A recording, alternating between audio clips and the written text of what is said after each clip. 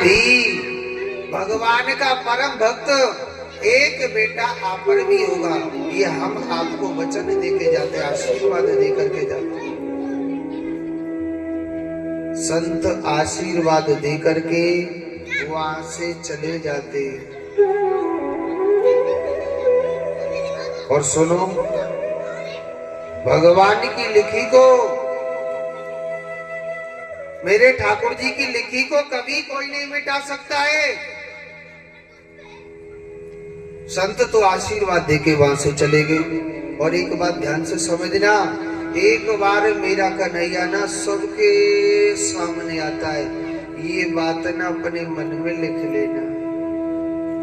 किसी के सामने मेरा कन्हैया पागल के रूप में आ जाता है,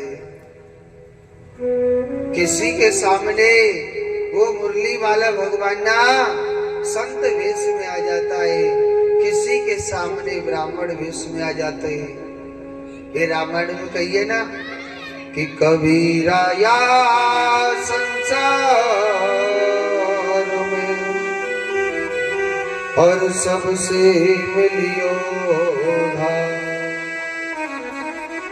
ना जाने किस वेश में मेरे नारायण मिल जाए।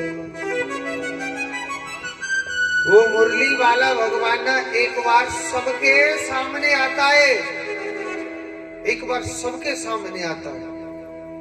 कोई इन आंखों से मेरे कन्हैया को पहचान लेता है। और सुनो, कोई आए हुए अच्छे समय को ऐसे ही गवा देता है। सुनी थी किसी पुराने महलों में, खंडरों में रहती थी। एक दिन राजा उत्तानपाद शिकार खेलने जा रहा था बियाबान जंगल में। पुराने महलों के सामने होके गुजर रहा था, वहां भयंकर तूफान आ गया। राजा डर गया था और डर के मारे राजा उस पुराने महलों में प्रवेश कर जाता है।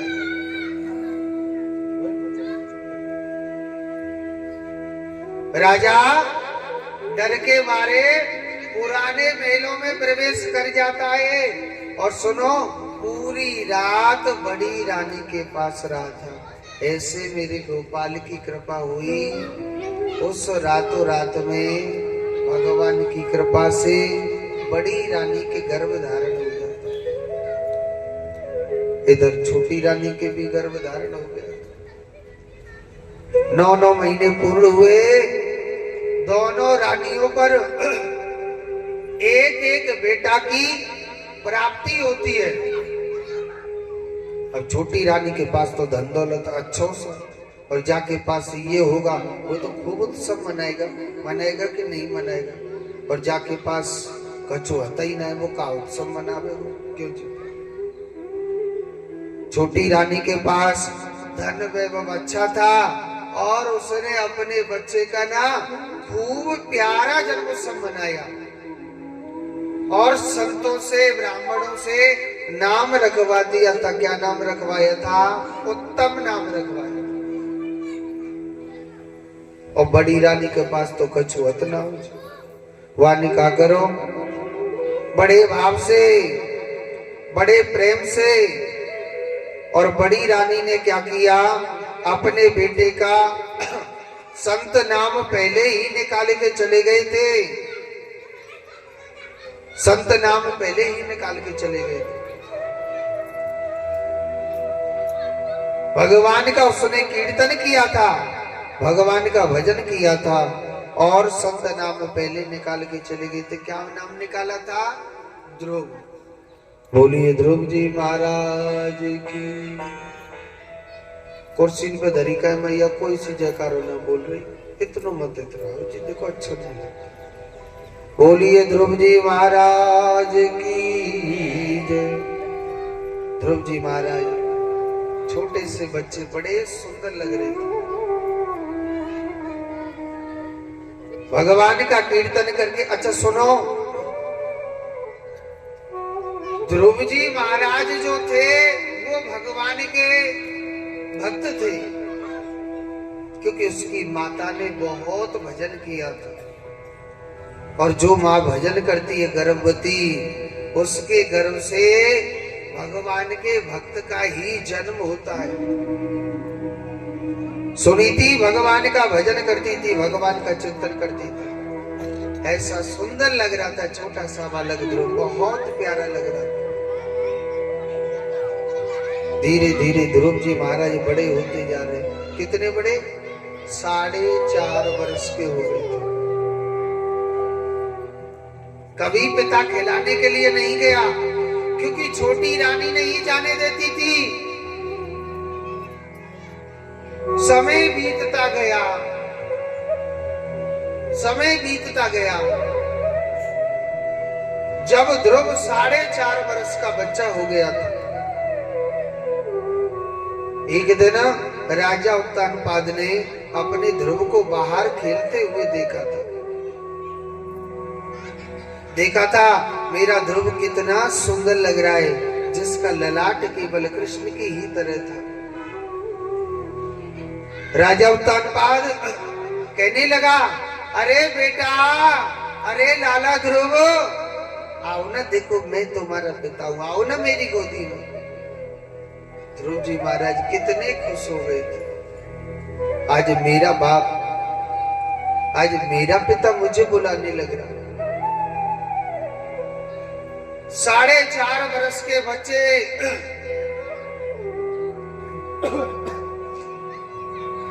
4.5 वर्ष के बच्चे जिसके नन्हे नन्हे पैर हैं, और पिताजी पिताजी कहता हुआ जा रहा था। मन मन में ध्रुव सोचने लगा, मैं अपनी मैया की गोदी में ना रोज खेलूं, कबो मैं अपने पिता की गोदी में नहीं खेलूं। और आज मेरा पिता मुझे बुलाने लग रहा है, तो मुझे जाना चाहिए ना। छोटा सा बालक, नन्हा सा, जिसके नन्हे नन्हे पैर हैं, दौड़ा दौड़ा जा रहा, पिताजी पिताजी पिताजी कहता है। राजा उत्तानपाद ने बड़े भाव से उठाया ध्रुव को और अपने हृदय से लगा लिया था। क्यों नहीं? पिता था ना, ममता तो आएगी हृदय में। अपने हृदय से लगा लिया। और सुनो, ना जाने छोटी रानी कहां से आ गई थी उस समय। छोटी रानी आई और ध्रुव जी महाराज को पकड़ा और पकड़ के ऊपर से नीचे को फेंक दिया। अरे तू इसकी गोदी में बैठना चाहता है? अरे तू तो अभागा है, तेरा इस संसार में कोई पिता नहीं, तो इसकी गद्दी पर बैठना चाहता है। ध्रुव कहने लगा, मैया, अरे यो मौसी, मौसी, मैं अपने पिता पे ते कछु मांग थोड़ी रहे हो। अरे मेरे पिता ने मुझे बड़े भाव से बुलाया था, इसलिए मैं गया, नहीं तो मैं क्यों जाता। मौसी, मैं अपने पिता पे ते कछु मांगना। कहने लगी, तू तो अभागा है, तेरा इस संसार में कोई भी पिता नहीं है, तू तो अभागा है, तेरा कोई बाप नहीं है इस संसार में। और अगर इसकी गोदी में बैठना चाहता है ना, अगर इसकी गद्दी पर बैठना चाहता है ना, जा बियाबान जंगल में भजन कर, पहले शरीर को त्याग, और मेरी कोख से जन्म लेगा ना, तभी तू बैठ सकता, नहीं तो नहीं बैठ सकता। उस बच्चे से ऐसे ऐसे कटु वचन बोले, उस छोटे से बालक ध्रुव का हृदय घायल हो गया। उस छोटे से बच्चे का, ध्रुव का ना हृदय घायल हो गया था। पता नहीं तू किसका पुत्र है और तू इसकी गोदी में क्यों बैठा। वो छोटा सा बालक रोता बिलखता हुआ और सीधा अपनी माँ के पास पहुंचा और अपनी मैया से कहने लगा, मैया, अरियो मैया, मैया, एक बात बता, या संसार में मेरो पिता कौन है। माँ सोचने लगी, मेरा बेटा पता नहीं कहीं से खेल के आ रहा दिखे, माँ सोचने लगी, अब इसे कैसे बता दूं कि तेरा बाप वो तनपद, तेरा पिता क्या उत्तान पाद है, मैं कैसे बोलूं। उसकी माँ कहने लगी, बेटा तेरो जो पिता है ना, या संसार में ना भगवान नारायण। कौन है? भगवान नारायण। अच्छा माँ, मैं क्या भैया एक बात बता, वो नारायण कहाँ मिलेगा? भैया मैं उस नारायण से मिलना चाहता हूँ। वो माँ कहने लगी, बेटा वो नारायण ऐसे नहीं मिलेगा। हाँ, वो नारायण ऐसे नहीं मिलेगा, उसके लिए तुझे बहुत भजन करना पड़ेगा। वो नारायण ऐसे नहीं मिलेगा, तुझे बहुत तप करना पड़ेगा। ऐसे ही वो नारायण हर किसी को नहीं मिलता। उस बच्चे ने वहीं प्रतिज्ञा कर दी, माँ चाहे कुछ भी क्यों ना हो जाए, जब तक मुझे उस नारायण के दर्शन नहीं हो जाएंगे ना, जब तक मैं तुझे अपना मुख तक नहीं दिखाऊंगा। और सुनो, वो भी कैसी माँ है, अपने बच्चे को रोका नहीं था। हाँ, वो भी कैसी माँ है, अपने बच्चे को रोका तक नहीं था।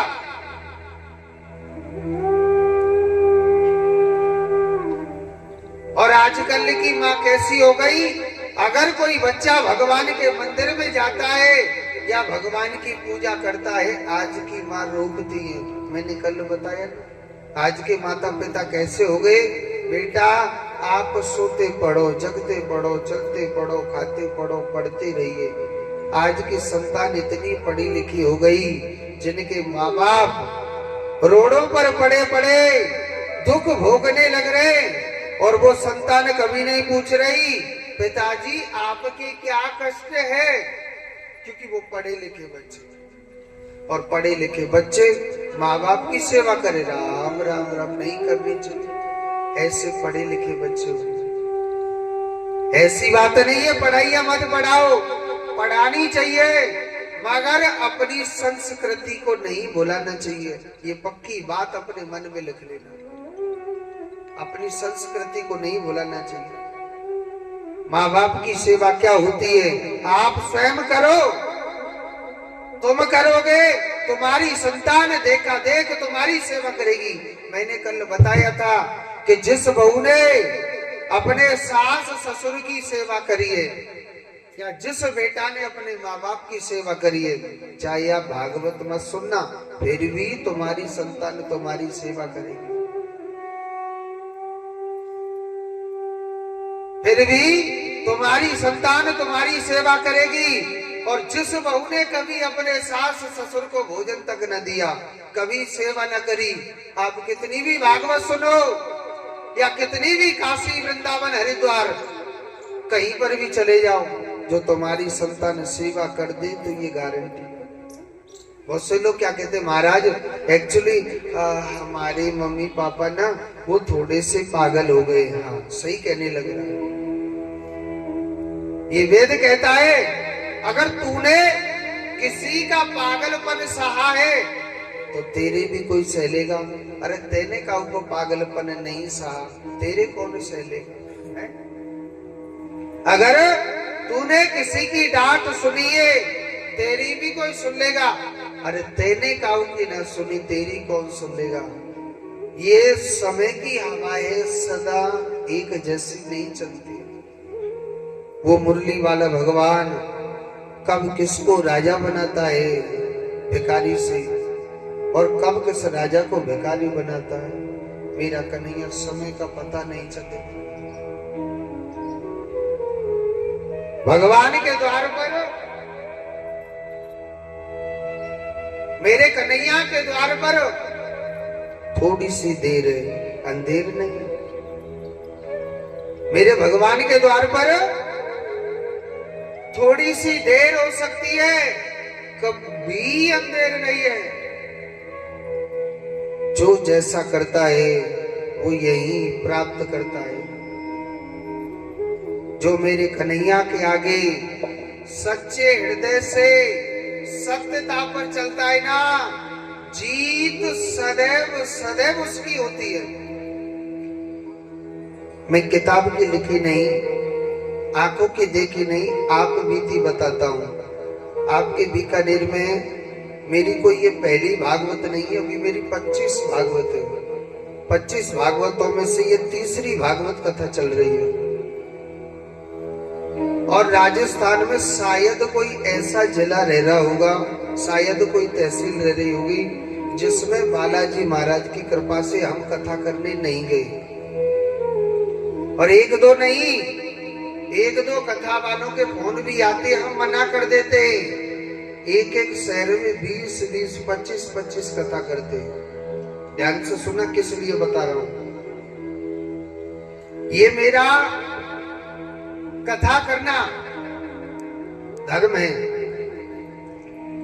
ये मेरा कथा करना ये धर्म है मेरा। और मेरे गुरुदेव ने मुझे जो ज्ञान दिया मैं बांटने लग रहा हूं। मगर हम सबसे कहते हैं कि आप भजन करो, आप भजन करो, आप भगवान की पूजा करो, हम वो कच्छू न कच्छू तो हम सोचे। ऐसी बात नहीं, हम नहीं सोचते। तो कुछ साल पहले मेरे मन में एक भाव उत्पन्न हुआ था कि भैया मेरी एक हृदय की इच्छा है कि मैं एक वृंदावन में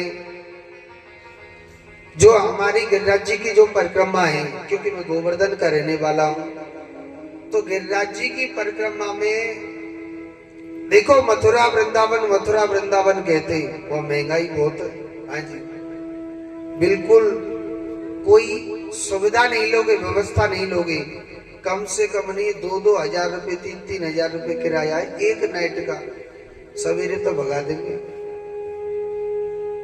इतनी महंगाई है उधर की साइड में। मगर एक मन में मेरे भाव उत्पन्न हुआ कि मैं एक, देखो मैं कृष्ण का खाता हूँ, कृष्ण मुझे खिलाता है, उसकी कथा सुनाता हूँ, मगर मेरा थोड़ा सा मन ना बालाजी में है।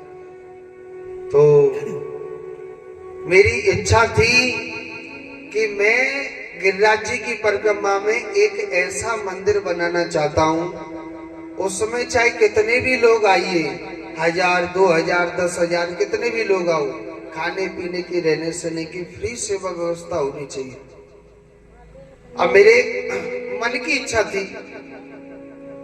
एक दो भक्त थे हमारे बालाजी से जुड़े हुए, बालाजी को चाहने वाले, उनसे बात करी तो मैं पूछने लग रहा, भैया अगर आप मेरा साथ दें तो मैं एक मंदिर बनाना चाहता हूँ, उस मंदिर का नाम रहेगा इच्छा पूर्ण बालाजी धामास। अब ये मांस की जीव है, कहने में जोर तो पड़ता नहीं है। हाँ महाराज जी, आप ना बालाजी का मंदिर बनाइए और हम ना तुम्हारा साथ देंगे। कोई कह रहा हम 1 कमरा बनवा देंगे, कोई कह रहा हम 4 कमरा बनवा देंगे, कोई कह रहा हम 10 कमरे बनवा देंगे। मांस की जीव है, कहने में तो जोर पड़े ना, करने में और कहने में बहुत फर्क है। सब लोग कहने लगे। अब मैंने मन में प्रतिज्ञा कर ली कि मुझे बालाजी का मंदिर बनवाना है। मन ही मन में सोचने लग रहा। उस समय मेरी कथा अलवर जिले में एक कोटपुतली तहसील पड़ती है, तो वहां कथा चलने लग रही। तो एक राजपूत के यहाँ पर मेरी भागवत कथा थी,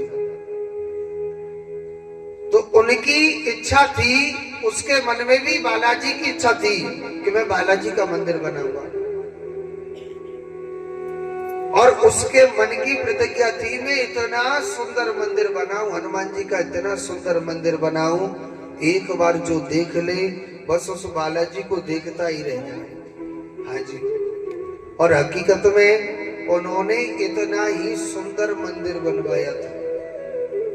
और जब मूर्ति पधराने का समय आ रहा था, उसकी अचानक मृत्यु हो जाती है। उसकी क्या हो जाती है? मृत्यु हो गई थी। अब मैं उसका बेटा मुझे बताने लग रहा, मन मन में मैं सोच रहा लाला बालाजी को भूत तो वो चढ़ रहा कहूँ सुनाओ बालाजी का मंदिर बनाते बनाते तेरी राधे राधे न है। देखो मैं अपने ऊपर सोचने लग रहा था, पर मैंने मन में सोचा कि भाई बाद में बालाजी का मंदिर बनाएंगे, पहले मैं दूल्हा को लाऊंगा। किसको?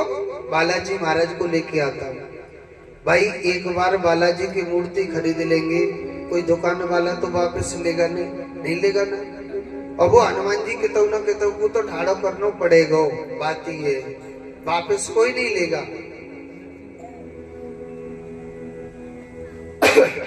एक भक्त का फोन आने लग रहा, भाई महाराज सबसे पहले ना आप सहयोग मुझसे लेना। मैंने कहा तू ज्यादा आगे भग रहा है ना, तू ही दे देनो का चारो हम थे। तो उसने कुछ थोड़ा सहयोग दिया था और बालाजी महाराज की मैं 5.25 फुट की अपनी बराबर की 5.5 फुट की एक बालाजी की प्रतिमा लेकर के आई थी, मूर्ति लेकर के आई थी। अब क्या होता है, मैंने एक पीपल के पेड़ के नीचे खड़ी कर दी मैं, हनुमान जी महाराज अब तुम यहाँ ठाड़े रहो, और पहले क्या है कि हम आपका मंदिर बना लेते हैं और मंदिर बन जाएगा फिर आपको आराम से पधरा देंगे। ऐसो घड़ी को हनुमान आयो, हम लोगों से फोन करते थे कि भैया आप में से कौन हमारा साथ देना चाहते हो, अब दीजिए। हाय राम, साथ देने की बहुत बड़ी बात है, कोई फोन तक नहीं उठा तो। हाँ जी, और हनुमान जी को ये परम सत्य बात है। और हनुमान जी को खड़े खड़े पीपल के वृक्ष के नीचे 6 महीने पूरे होने को जा रहे थे। दारी के खूब मच्छर खावे, खूब बारिश खावे, धूप तो ना लगे क्योंकि पीपल के पेड़ के नीचे था। अब मेरी तो कथा चल रही थी, मैंने कहा हनुमान जी महाराज आपको मैं अच्छा लेकर के आ गया, ये तो उल्टी लीला बन गई। अब ऊपर से हमारे गुरुजी का फोन आया कि बेटा गोपाल, मैंने कहा हाँ जी, बन के आप बालाजी की मूर्ति क्यों नहीं पधरा रहे? तो गुरुजी बालाजी का टांट को पधरा में हम अपनी पे कोई मंदिर को कछु दही ना रहा, हम खाते पधरा में हनुमान जी ठाड़ो आराम तो पीपरन के नीचे। भाई नहीं बेटा, क्योंकि शास्त्र कहता है पत्थर की मूर्ति घर में 6 महीने से ज्यादा नहीं रखनी चाहिए, नहीं तो वो ऑटोमेटिक विनाश करने लग जाएगी। या तो उस मूर्ति को प्राण प्रतिष्ठा कराओ, यानी पधराइए उस मूर्ति को। अब गुरुजी कहने लगे बेटा ये मुझे नहीं पता, आप इस बालाजी की मूर्ति को पधराइए, नहीं तो बाद में ये 2-4 कथा करो ना, ये वो ना हुई तेरी, और टेंशन है। फिर मन में सोचा, मैंने की इच्छा पूर्ण, बालाजी धाम आश्रम बन गया, दिखे एक छोटा सा चबूतरा बना देते, वहीं पर हनुमान ठाड़ो कर देंगे हम तो, ठाड़ो जब ये और दारी के रोज धूप में तपता रहना और बारिश में रोज भीगता रहना। मेरी इच्छा थी, मैं आप बीती बता। एक मिस्त्री से फोन कर दिया मैं, लाला ऐसा करना, कुछ ईंटें वहां पड़ी थी तो मैंने बोला कि एक छोटा ना चबूतरा बना देना और वहीं पे हनुमान जी को मूर्ति को पधरा देंगे। उस मिस्त्री ने कहा ठीक है महाराज जी। और उस मिस्त्री ने जन उल्टा सुना के जन हनुमान ने उसकी बुद्धि घुमाई, ये सब परमात्मा जानता है। वो आने का करो एक बड़ा सा चबूतरा बनाया और वह चबूतरा में थे कोठड़ी बना दी थी छोटी सी। मैं वहां गया, गुस्सा हो गया था उसमें, मैं लाला तोते कौन ने कही कोठड़ी बनावेगी? मैं महाराज जी आपने बोला था। मैं मन में सोचने लगा, बोला तो नहीं था पर यानी लट्ठे बनवा ले, मैं उसको धूप में खड़ा करना चाहता था हनुमान को। ठीक है जैसे तेरी मर्जी। अब क्या होता है, एक फेसबुक दुनिया चला गई है, बड़े बड़े मोबाइल। एक फोटो मैंने चढ़ा दियो कि 3 मार्च को बालाजी महाराज की मूर्ति की प्राण प्रतिष्ठा है। तो एक मैया ने फोटो देखा, उसका फोन आया, महाराज जी आप बालाजी की मूर्ति पधरा रहे हो? मैंने कहा हाँ मैया। तो फिर आप वहां भंडारा करोगे? गुस्सा तो आरो पर कछु कह ना सकता मैं, मैया भंडारा कछु ना है, दाल बाटी चूरमा बनाएंगे और भाई हम खुद ही खा लेंगे, काऊ को ना खवाएंगे। हाँ। पर हाँ, आपकी इच्छा है तो आपको ना एक चूरमा को लड्डू तो दे ही देंगे, आप आ जाइए आना चाहिए तो। मना कर रहा था पर मना भी नहीं कर सकते। पर महाराज जी ऐसे थोड़ी होती है, बालाजी की मूर्ति नहीं पधराई जाती है, मैं तो फिर कैसे पधराई जाए भाई? वहां भंडारा करो ना, मैं जमीन है कछू हमारे में करे खाते भंडारो। नहीं नहीं महाराज ऐसा करो, आप 5 से आदमी लेकर ना मेरी तरफ से आप बालाजी में ना दाल चूरमा बाटी खिला देना। मैं जय हो हनुमान जी की कृपा। अब आप फोटो के नीचे लिख दई कि 3 मार्च को भंडारा भी है। अब हम सोच रहे अपना कोई आएगा तो आ जाएगा, नहीं तो अपने गांव के नहीं खवा देंगे दाल बाटी चूरमा। एक भक्त का और फोन आया, वो महाराज जी कितने लोगों का भंडारा कर रहे हैं? हमने उसको कह दिया भैया 400-500 आदमी का भंडारा है। पता नहीं बालाजी ने कैसे घोटा घुमायो, वो बंदा कहने लगा महाराज ऐसा करो 2000 आदमी का मेरी तरफ से भंडारा करो। और सुनो, कहते हैं अगर आप सत्य पर चलोगे जीत भगवान सदैव सदैव आपकी कराएगा। नाना करते करते वहां 5000 आदमियों का विशाल भंडारा हुआ था। हाँ जी। और सुनो, दूसरे दिन ऐसी बारिश भई, ऐसी बारिश हुई जितनी कोठड़ी मोटड़ी ठाड़ी सब लुढ़क पड़ी। हाँ जी। पर हनुमान जी नहीं लुढ़के, वो तो वहीं ठाड़ो रहे और कोठड़ी वोठड़ी सब लुढ़क गई।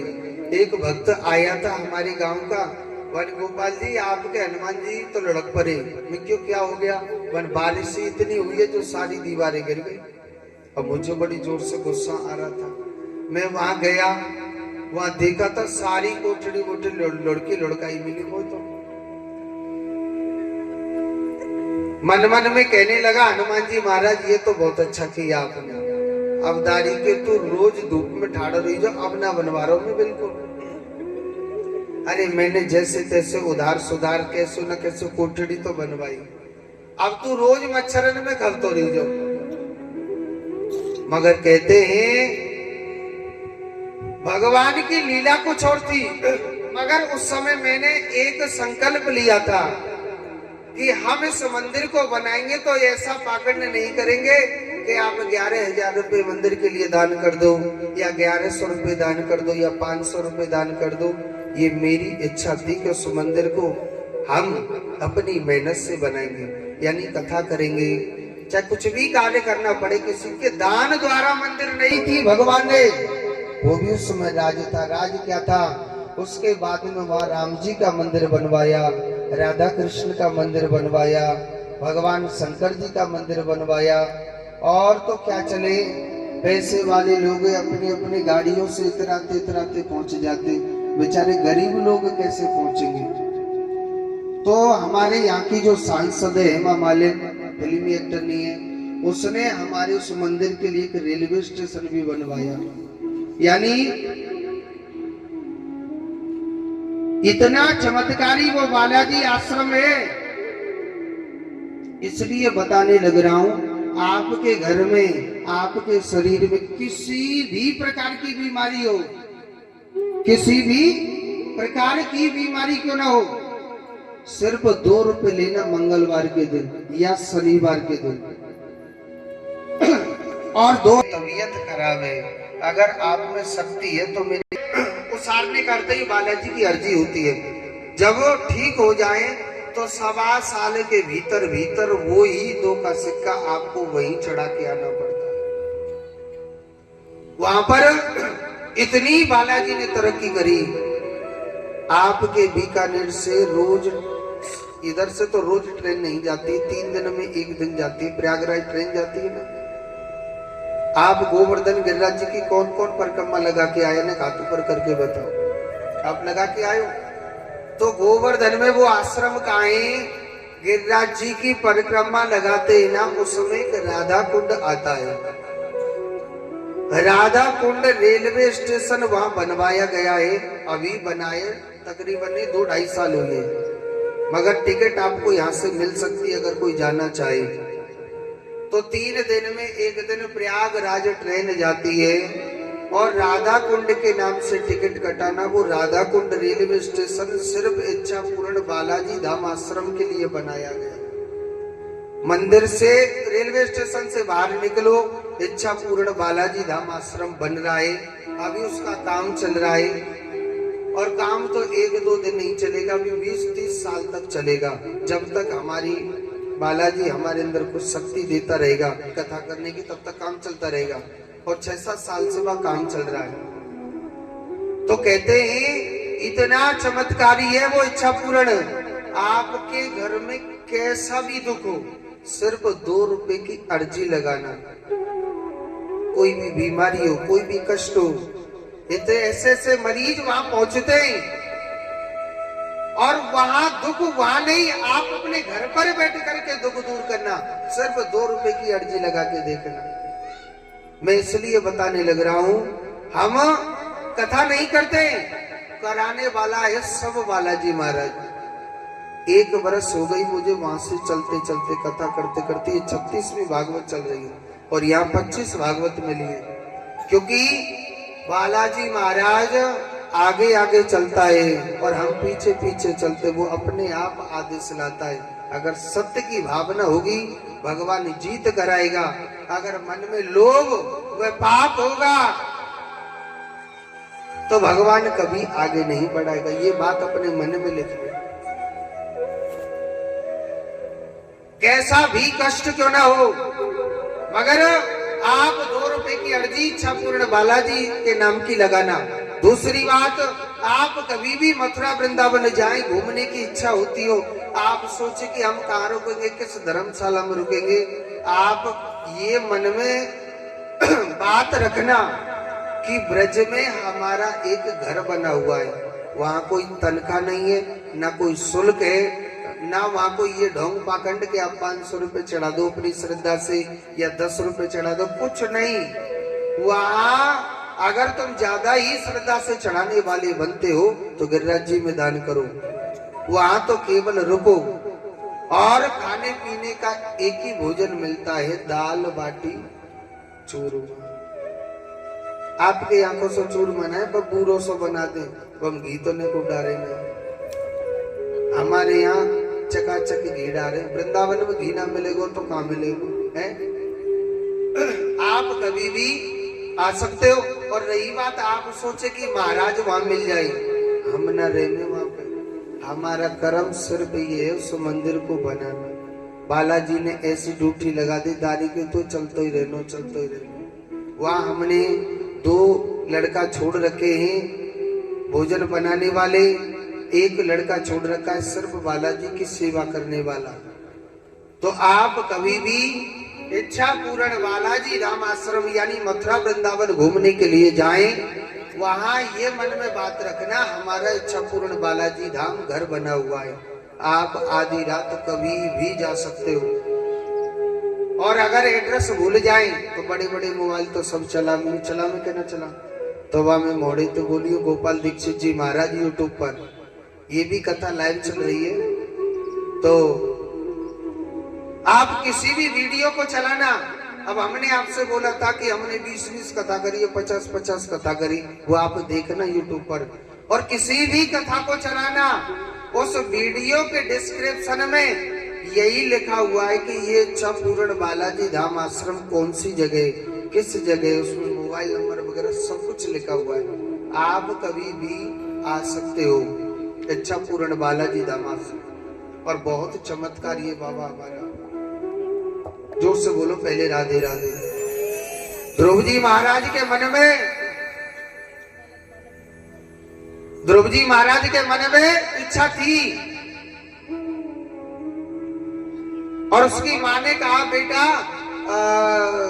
इस संसार में ना तेरा जो पिता है वो भगवान नारायण है। कहने लगा माँ वो भगवान कहाँ मिलेगा? कहने लगा बेटा वो बिया वाले जंगल में मिलेगा। ऐसे नहीं मिलेगा, उसका बड़ा बड़ा भजन करना पड़ेगा, बड़ा बड़ा चिंतन करना पड़ेगा, वो भगवान तब मिलेगा, ऐसे नहीं मिलेगा। और सुनो, छोटे से बालक ध्रुव जी महाराज भगवान को पाने के लिए अपनी माता को छोड़ के चल दिए थे। और वो भी कैसी माँ थी, अपने बच्चे को रोका नहीं था। तभी तो कहते हैं कि जननी जने तो ऐसो जने और कह दाता के सो, नहीं तो जननी मां जो भली और वृथा गवावे दो।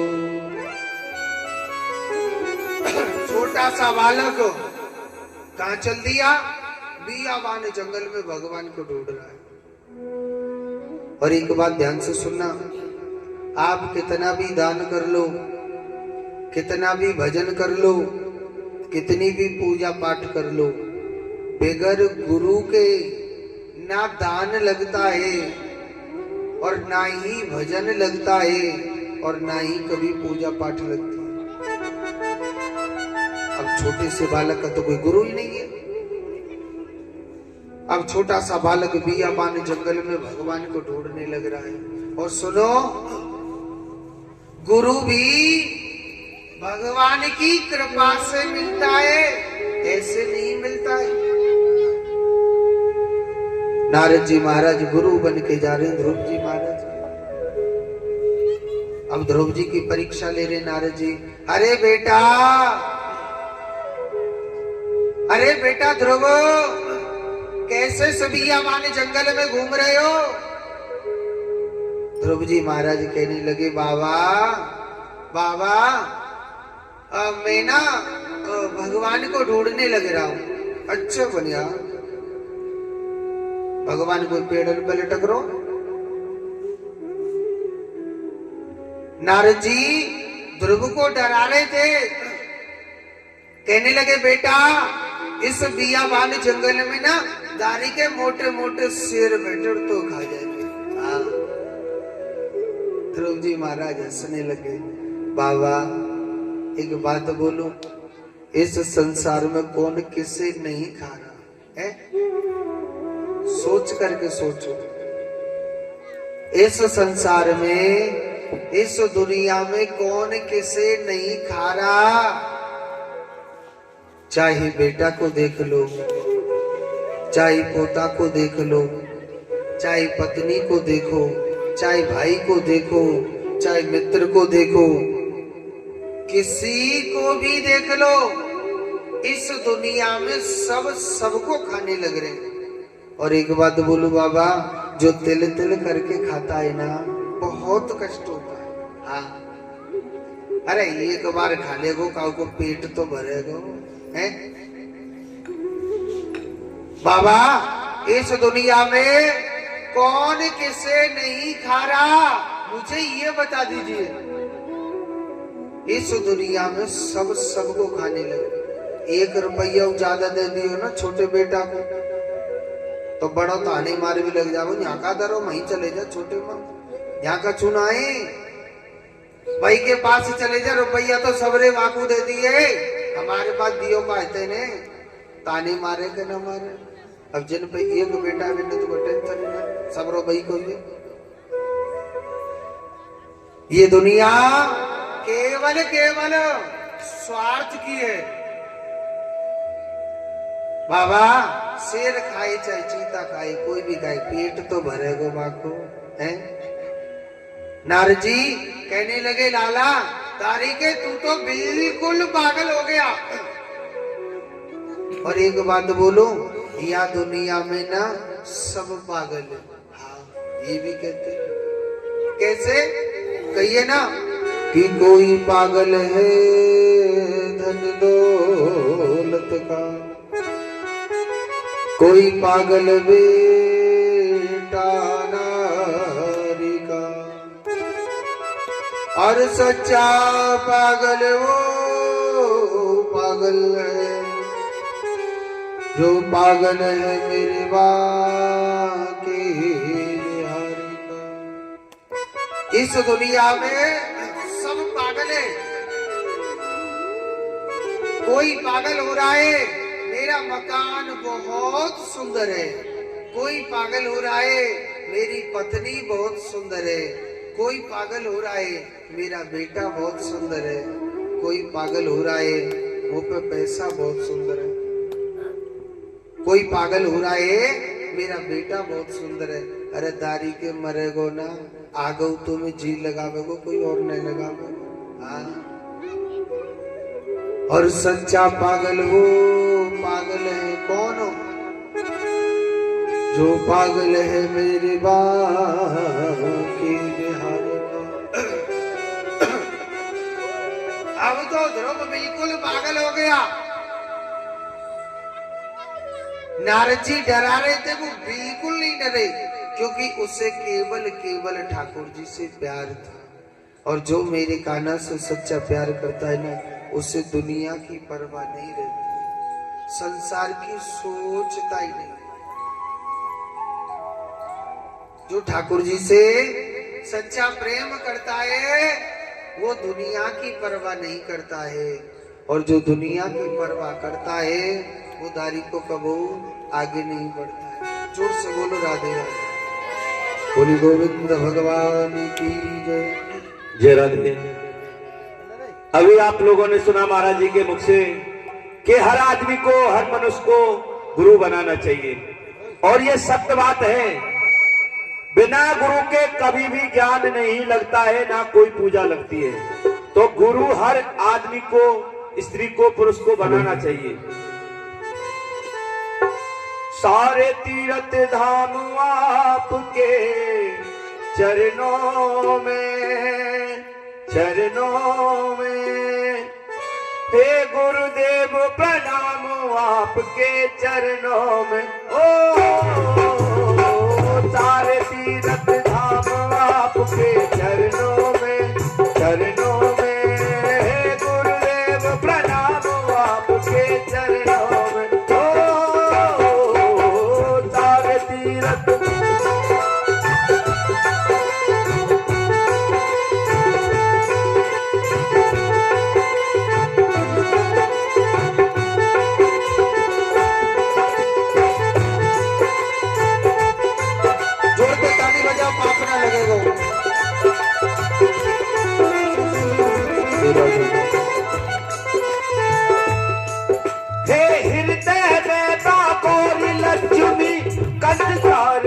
माता है, कंठ शारदा माता है।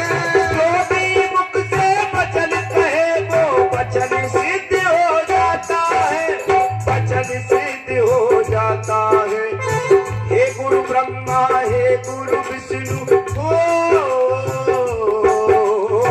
हे गुरु ब्रह्मा, हे गुरु विष्णु, हे शंकर भगवान आपके चरणों में, चरणों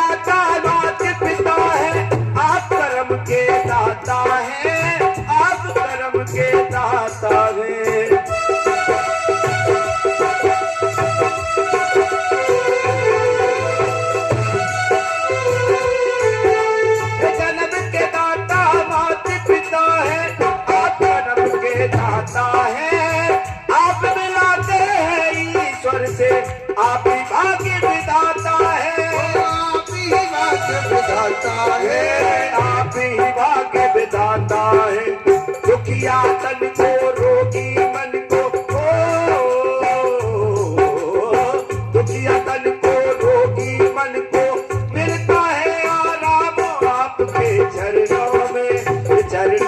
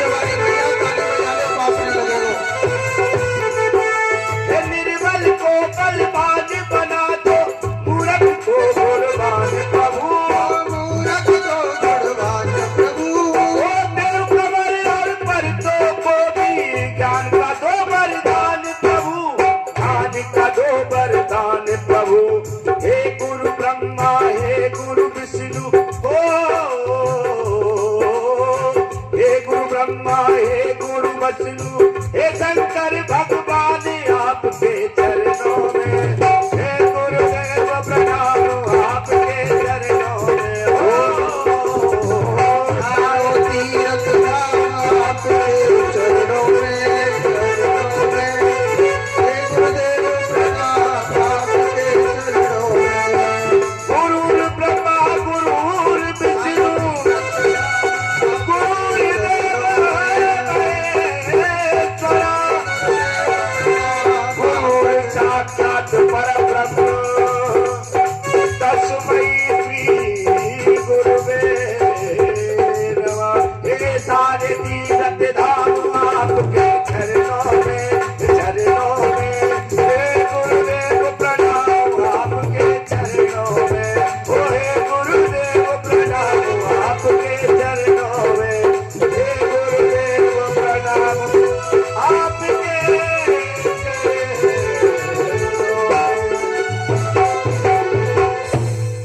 बोलिए गोविंद भगवान की।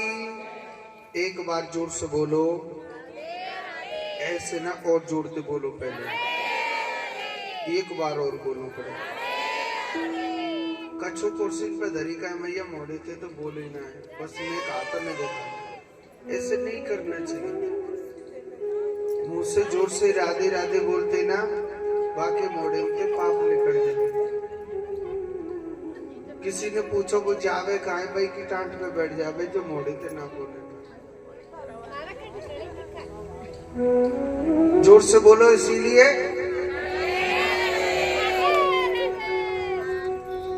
तो देखो, तो दादी बोल गई मोड़े थे राधे राधे, समझ बोल गई बूढ़ी मैया। तो इधर देखो भगवान की बड़ी दिव्य अलौकिक लीला। ध्रुव जी महाराज बियाबान जंगल में, उसके लिए वसुदेव गायत्री मंत्र दिया।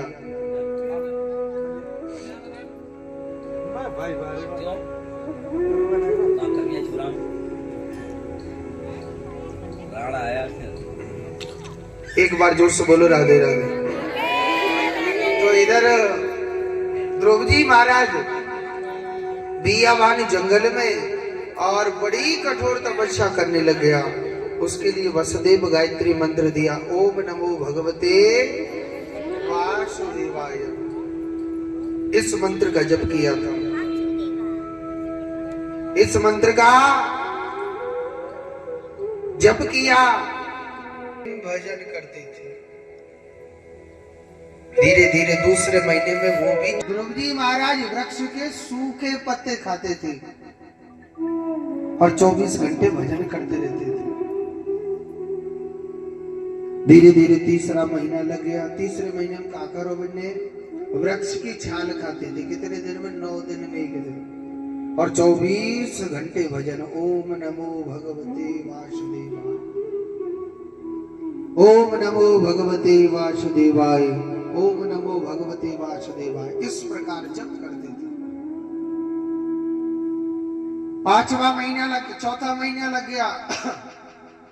केवल पानी पी करके रक्षा करिए। देखा था चतुर्भुज रूपधारी नारायण भगवान का सिंहासन हिलने लग रहा था। कहने लगे, हे भगवान, क्या प्रलय होने वाली है क्या? भगवान कहने लगे, नहीं, एक मेरा ना छोटा सा नन्हा सा एक प्यारा सा भक्त है और वो मेरे भजन में ना पागल हो गया है। देवता लोग कहने लगे, महाराज ऐसा क्या मांगना चाहता है जो आप नहीं जा रहे? भगवान कहने लगे, कुछ नहीं मांगना चाहता, वो ना केवल केवल मेरे नाम का दीवाना हो गया, केवल वो पागल हो गया। हे प्रभु, आप जाओ ना और सुनो, चतुर्भुज रूपधारी नारायण भगवान नंगे ही पैर दौड़े चले गए थे और ध्रुव जी महाराज के सामने भगवान प्रकट हो गए थे। भगवान का कितना सुंदर रूप है। एक बार जो मेरे भगवान को देख लेता है ना, वो संसार में ना किसी को भी नहीं देखेगा। मेरा भगवान ना इतना सुंदर है, इतना प्यारा मेरे प्रभु का इतना मेरा भगवान प्यारा लग रहा है। भगवान कहने लगे, हे ध्रुव अपनी आंखें खोल, देख मैं भगवान तेरे सामने आया हुआ हूँ। ध्रुव अपनी आंखें नहीं खोल रहा। ध्रुव सोचने लगा, भगवान तो 4 हाथ वाला होता है, वो मेरे दिल में बैठा हुआ है, कोई मुझे ना पागल बनाने आया। भगवान को बहुत देर हो गई थी। भगवान सोचने लगे ये आंखें नहीं खोलेगा। भगवान ने ना अपने ना शंख लिया, जो उसका कंठ भजन करते करते सूख गया था। उसका जो कंठ है वो भजन करते करते सूख गया। भगवान ने अपना शंख लिया और उसके कंठ से लगाया था, उसका कंठ हरा भरा हो गया था। हृदय में जो चतुर्भुज रूपधारी नारायण भगवान की जो झांकी बैठी थी, भगवान ने ना अपनी माया से उसको हटा दिया था। ध्रुव घबराने लगा, चिल्लाने लगा, जो 4 हाथ वाला भगवान था वो कहाँ चला गया। जब आंखें खोल के देखी तो वही चतुर्भुज रूपधारी सामने खड़ा हुआ है। कितना सुंदर मेरे प्रभु का रूप है। एक बार जो देख लेता है ना मेरे प्रभु को, वो संसार में ना किसी को भी नहीं देखेगा। मेरा भगवान इतना प्यारा रूप लग रहा है, ऐसा सौंदर्य मेरे प्रभु का चेहरा है। ध्रुव ने ना बहुत सुंदर स्तुति भी करी कि सशंख चक्रम सक्रीट कुंडलम सपीत वस्त्रम सरसीरुहिक्षणम संगार वृक्ष स्थल कौस्त भक्ष्यामि नमामि विष्णु शिरसा।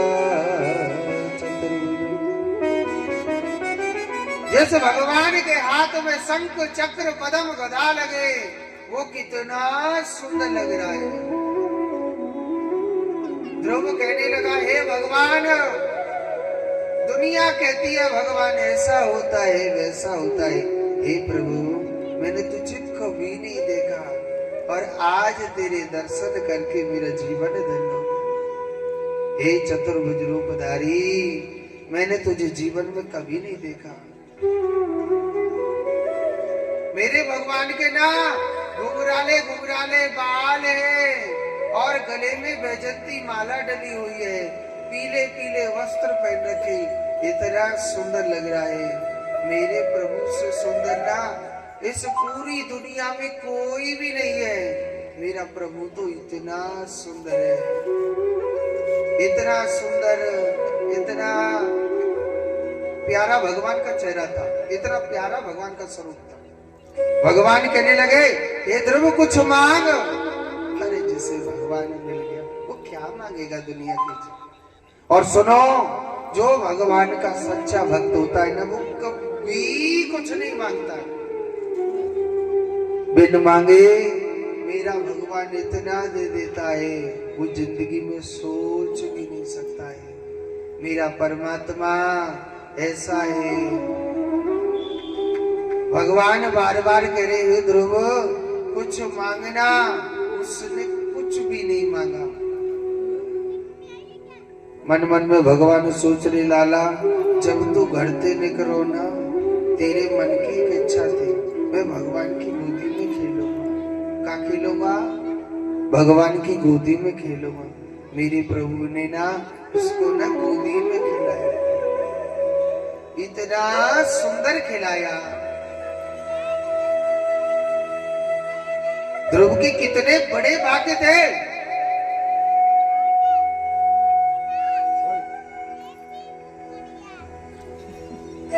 ध्रुव के कितने बड़े भाग्य थे।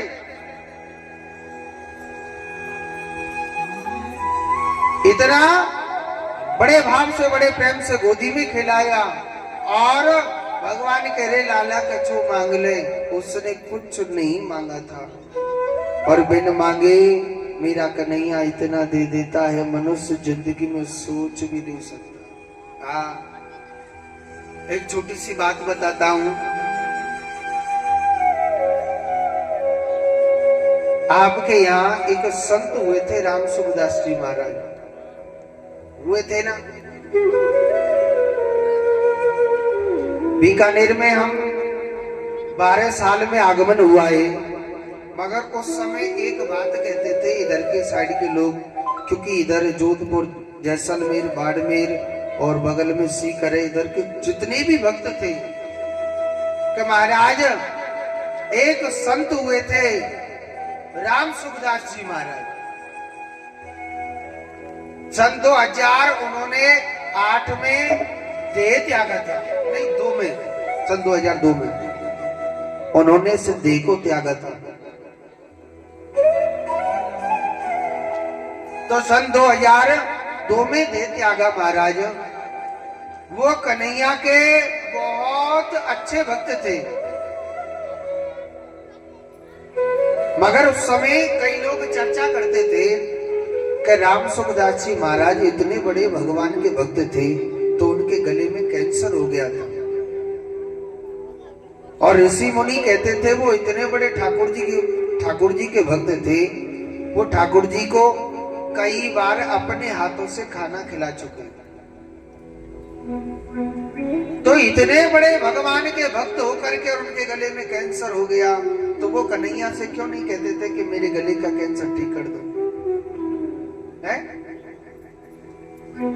इतने बड़े भगवान के भक्त होकर के, और इसका मतलब उनके गले का कैंसर ठीक नहीं हुआ तो कोई भगत नहीं, वो तो वैसे ही दिखे।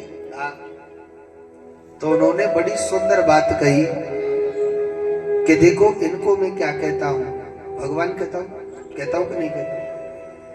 भगवान किसे कहते पता है? जो मेरे मन की बात को जाने। क्या? जो मेरे मन की घटकी बात को जाने, वही भगवान है। और मैं बोलूं कि कन्हैया मेरे ये प्रॉब्लम है, ये मेरे तबीयत खराब है, इसका मतलब तो जानता नहीं। मेरे रोने से तुझको जो आई हंसी, तो मैं रो रो के तुझको मनाया करूं। कान्हा, अगर मेरे रोने से अगर तू खुश रहता है तो तू मुझे रोज रुलाया कर, है? क्यों? अगर तेरे मन को दुख लगता है तो काई को रुवावे लग रो है? मुझे खुशी खुशी रखना। अर्थ इसका ये है, भगवान को सब मंजूर होता है। भीष्म पितामह जैसे वीर हुए थे जिनको इच्छा मृत्यु का वरदान था, बाणों की सैया पर सो रहे थे, तो कन्हैया कहने लगे पितामह आपको 56 दिन हो गए पड़े पड़े, खड़े हो जाओ, नहीं क्या तीर वीर लगा रखे, निकालो इनको। भाई तुम तो इच्छा मृत्यु का वरदान है? फिर क्यों ये तीनों की सैया पर क्यों पड़े? अरे आपको तो इच्छा मृत्यु का वरदान है, पितामह खड़े हो जाइए ना।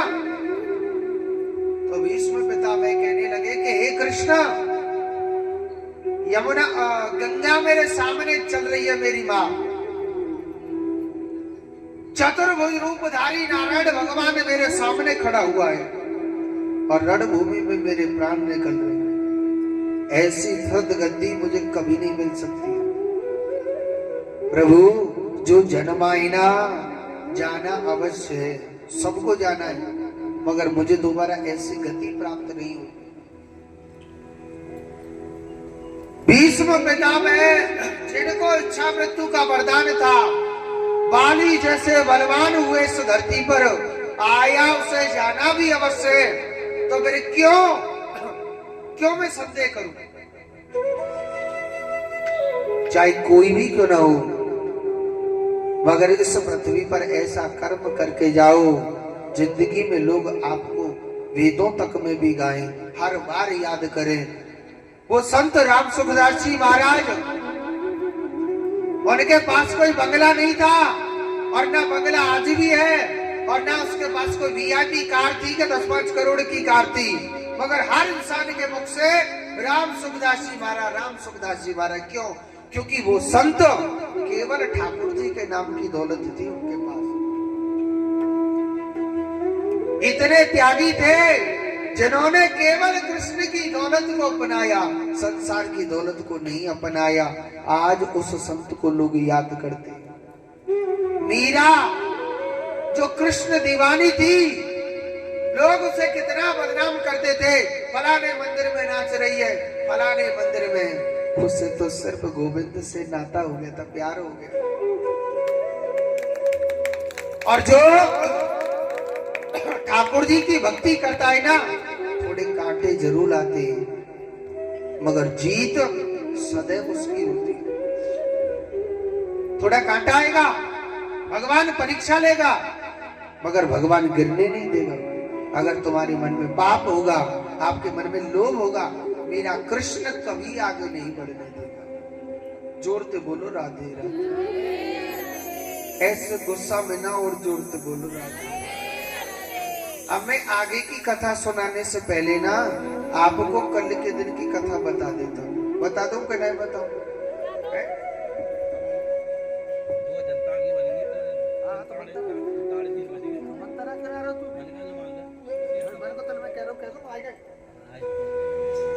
तो देखो, कल के दिन हमारे छोटे से नन्हे से प्यारे से रसगुल्ला के से मोड़े को, कौन के से मोड़े को? रसगुल्ले के नाम पे हंस रही, पर मोड़े तो ना बोल रही भैया। कल हमारे छोटे से नन्हे से प्यारे से रसगुल्ला के से मोड़े को लाला को जन्म है। कौन को? कन्हैया को। तो कल सभी माताओं को कन्हैया के खाने के लिए क्या लेके आना है बताओ? कन्हैया को क्या पसंद है बताओ? कुर्सी वाले तो बता ही ना रहे हो, इतना के बैठे नौकर के ने बता दीजिए। माखन और मिश्री। अच्छा देखो, माखन आप जानते हैं किसे कहते हैं? लोनी घी को। और मिश्री तो आप सब जानते ही हैं। तो कल सभी माताओं को 50-50 किलो माखन लाना। 50 किलो के मारे कोई ना आवे, पता समझ है? दादी आवेगी कि नहीं आवेगी? 50 किलो के मार ना आ रही, मैं समझ लो, पता समझ। देखो, ये तो हंसने की बातें हैं, आपकी जो श्रद्धा हो। कल हमारे कन्हैया का जन्म है, और सुनो, जो मेरे कन्हैया के जन्मोत्सव में दिल से शामिल होता है ना, मेरा कन्हैया उसके घर में जरूर जरूर जरूर उत्सव कराता है। ये पक्की बात लिख लेना। अगर किसी के घर में बेटा ना हो, मेरो कान्हा बेटा बन के आता है। किसी के घर में पोता ना हो, पोता बन के कृष्ण आता है। और किसी के घर में दोता ना हो तो कृष्ण दोता बन के आता है। मगर आपको दिल से शामिल होना है। दिल से कैसे? कन्हैया को खाने के लिए आप सभी माताओं को माखन मिश्री का तो लाना है प्रसाद। चाहे आधी कटोरी लाओ, चाहे 1 कटोरी लाओ, चाहे कटोरा भर के लाओ, और कितनी भी ले आओ, ठीक है, जो आपकी श्रद्धा हो। और कम से कम नहीं है, 1-1 पैकेट लानी है टॉफी की।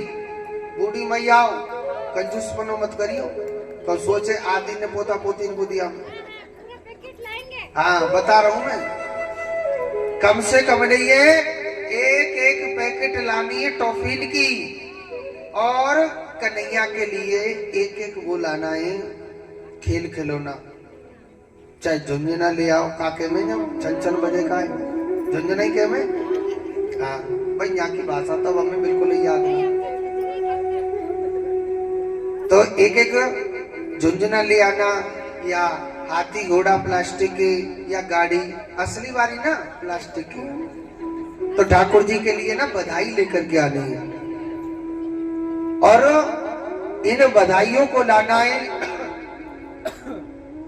तो बधाई लेकर के आनी है, और यहाँ आप सभी के लिए बधाई लुटाई जाएगी, और छोटे छोटे वस्त्र बच्चों के।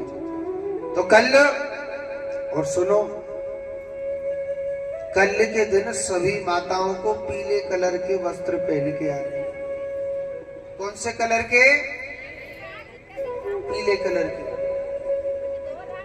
और सुनो मैया, ध्यान से सुनियो, जिनके पास है वो ही पहन करके आना, और जिनके पास नहीं है वो लाल कलर के भी पहने आना, नुकसान नहीं करेंगे। हाँ, बताऊं काय बात पे कह रहा हूं मैं। एक बार ना मेरी कथा चल रही थी नीम के थाना में, तो उधर मैंने कहा कि कल हमारे कन्हैया को जन्मे, सभी माताओं को पीले कलर के वस्त्र पहन के आने, सभी माताओं को। और जिन माताओं पे पीले कलर के वस्त्र थे उन्हें तो कोई टेंशन नहीं थी, और जिन मैयन के घर में पीले कलर की साड़ी नहीं, बिन्ने अपने अपने खसमंत युद्ध चालू कर दिया आज। और सुनो क्या कह रही, हमें तो आज ही चाहिए और अब ही चाहिए, चाहे कहते ला पीले कलर की साड़ी। सुबह तो 10 बजे पहन के जाएंगे पूजा में आज। अब एक दिन के स्वामी जी आई मेरे पास कि महाराज जी की कौन से शास्त्र में लिख रही है, हमें तो आज ही चाहिए और अब ही चाहिए, चाहे कहते लेके आओ। ठीक है जी, हम समझ के गलती है गई। तो जिन पे है पीले कलर की साड़ी वो माता पहन के आ जाना, और जिन पे ना हो तो लाल कलर की नुकसान ना करेगी। ठीक है। और सुनो, जो पीले कलर के आज पहन के आए हो वो धोए के कल फिर पहने, है ना? जोर से बोलो राधे राधे। कल मेरे कन्हैया का जन्मोत्सव बड़े धूमधाम से मनाना है। अच्छा, एक बात हो रही, ऐसा कौन सा भक्त है अपनी तरफ से कल के दिन यहाँ पंजरी का प्रसाद बंटवा सकता है? बताओ आप। पंजरी को प्रसाद, आप क्या नाम है आपका? पूनम। तो कल पूनम बहन जी की तरफ से पंजरी का प्रसाद बटेगा। जोरदार ताली बजाओ मेरा कन्हैया इनके घर में, और ठाकुर जी जल्दी से जल्दी इनके घर में खुशियां भरे। अच्छा, दूसरी बात ये, कोई भक्त, कोई क्या, जो जिस माता की इच्छा हो तो एक आध पैकेट गुब्बारे की होती है ना, तो हमारे पास ना 12 बजे तक भिजवा दे। ठीक है, सारी माताएं तो नहीं, एक एक पैकेट, कोई 2 4 5 माता भिजवा देना। ठीक है, 2 4 पैकेट, ताकि इस जगह को ना हम वृंदावन बनाएंगे, और सुंदर सा वृंदावन बनाएंगे। कल कन्हैया के दर्शन करने के लिए बड़ी बड़ी दूर दूर से भक्त आएंगे। कोई गंगा साइड से आएगा, कोई वल्लभ गार्डन से आएगा, कोई कोई से गार्डन से आएगा, और कछु वल्लभ गार्डन थे आ चुके। तो कल अपने ठाकुर जी का दरबार बहुत सुंदर सजाना है। ठीक है, जोर तो बोलो राधे राधे। ऐसे ना जी, और जोर तो बोलो राधे राधे। आइए कथा में प्रवेश करते हैं। इसी ध्रुव जी महाराज ने, भगवान ने कहा कुछ मांग, उसने कुछ नहीं मांगा, और बिन मांगे भगवान ने उसको ध्रुव लोक का मालिक बना दिया। और ध्रुव जी महाराज ने सबसे पहले जिस मौसी ने कटु वचन बोले थे ना, उसी मौसी के चरण स्पर्श करे। वो कितना बड़ा महान था। एक अगर भगवान का भक्त जन्म हो जाता है ना, वो अपनी 21 पीढ़ियों का उद्धार कर देता है। जोड़ते बोलो। थोड़ा समय का अभाव है, सुई ज्यादा तेज चल रही है घड़ी की, थोड़ा कथा को सूक्ष्म रूप से सुनाता हूं। जब भगवान ने हिरण्याक्ष का उद्धार कर दिया, तो हिरण्याकश्यप ने क्या किया, ब्रह्मा जी की तपस्या कर ली, और ब्रह्मा जी से वरदान मांग लियो, ना घर के बाहर मरू, ना घर के भीतर मरू, ना दिन में मरू, ना रात में मरू, ना आकाश में मरू, ना पाताल में मरू, ना अस्त्र से मरू, ना शस्त्र से मरू, ना दानव से मरू, ना मैं मानव से मरू, ना 12 महीनाओं में मरू। हिरण्याकश्यप दूसरो लाला, अब तो तू अमर है वो देखिए।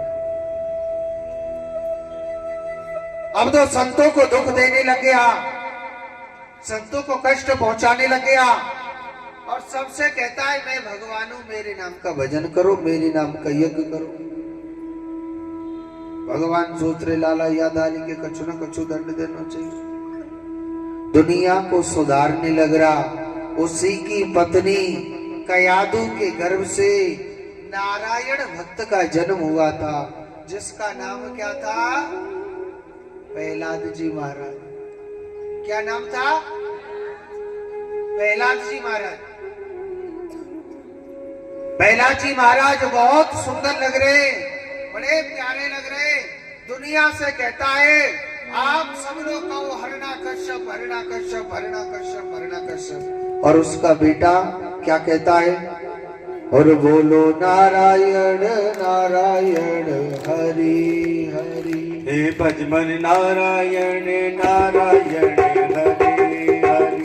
भजमन नारायण नारायण हरि हरि। ओ जय जय नारायण नारायण हरि हरि। बोल गोविंद भगवान की। इस प्रकार उस मंत्र का जप करने लग गया, नारायण भगवान के नाम का जप करने लग गया। अपने बेटे से कहने लगा, रे बेटा तू किसका नाम ले रहा है? मेरे दुश्मन का, जिसने तेरे चाचा को मारा था। कहने लगा, पिताजी वो नारायण तो सबको पालनहार है, सभी का उद्धार करने वाला है। नहीं माना था। कहने लगा तू भजन बंद कर दे, वो नहीं माना। एक दिन अपने बेटे से कहने लगा, अपनी बहन से, बहन होलिका इसको जला दो। होलिका जलाने लग रही, मगर स्वयं जल गई थी, मगर उस नारायण भक्त का कुछ नहीं कर पाई। उस नारायण भक्त का कुछ भी नहीं कर पाई। होलिका स्वयं जल गई थी।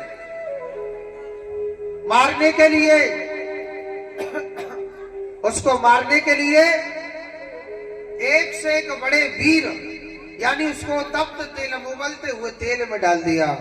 अगर कोई दूसरा हाथ डालता उसका हाथ जल जाता है, मगर प्रहलाद जी महाराज उस तेल में डुबकी लगा लगा के नारे थे। भगवान ने उसके लिए ठंडा बना दिया, क्योंकि जो कृष्ण का भक्त होता है वो दुनिया की कभी नहीं सोचेगा।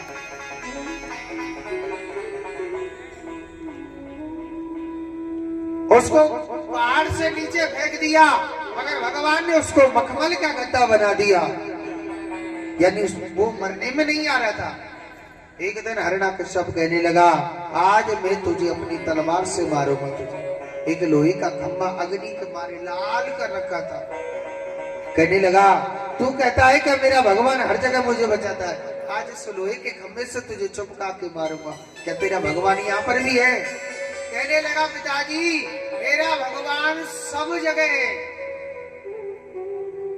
आकंत देख लेने कच्ची तरह उसने गौर करके देखा था, उस लोहे के खंभे पर एक कीड़ी उस खंभे पर चढ़ने लग रही थी। उसने गौर से देखा तो म्यान से तलवार निकाली, समझ गई ये दारी को विष्णु ही है। तलवार निकाले गए और जैसे ही उस खंभे पर मारने लगा तो तुरंत खंभा फाड़ करके नरसिम्हा भगवान प्रकट हो गए थे। बोलिए नरसिम्हा भगवान की।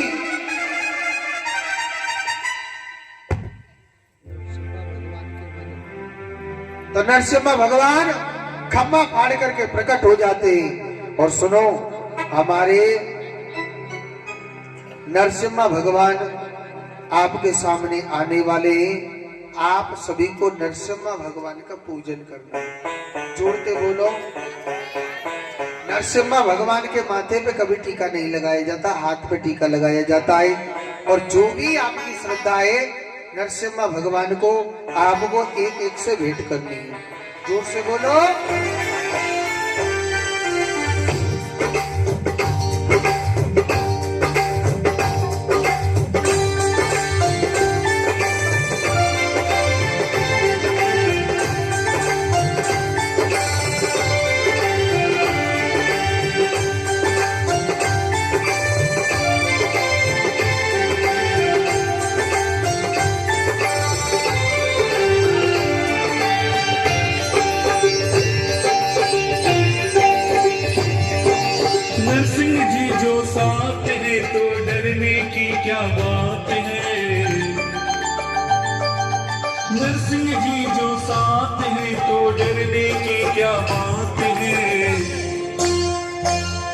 जा मौज प्यारे, करे जा मौज प्यारे। करे जा मौज प्यारे, करे जा मौज प्यारे। नरसिंह जी जो साथ है तो डरने की क्या बात है। करे जा मौज प्यारे, करे जा मौज प्यारे। करे जा मौज प्यारे, करे जा मौज प्यारे। मीठी मीठी ताली बजाते हुए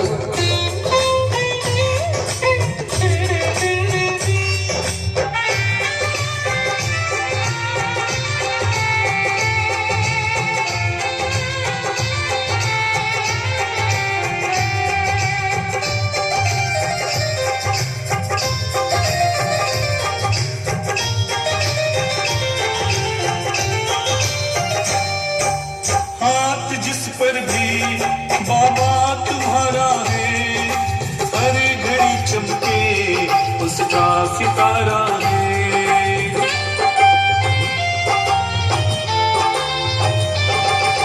हाथ जिस पर भी बाबा तुम्हारा है, हर घड़ी चमके उसका सितारा है। हर घड़ी चमके उसका सितारा है। मेरे सितारे भी बाबा चमका दो ना, मेरे जीवन में भी खुशियाँ ला दो ना। मैंने अपना जीवन बाबा तुम पर अब है छोड़ा। करे जा मौज प्यारे, करे जा मौज प्यारे। करे जा मौज प्यारे, करे जा मौज प्यारे।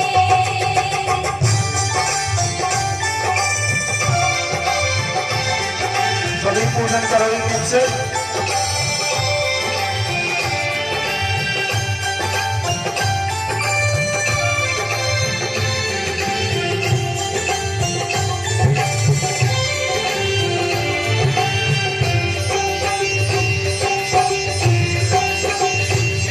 मेरे पास न कोड़ी है, कर बात लाखों की, तुम पर भरोसा है, मेरी लाज राखोगी।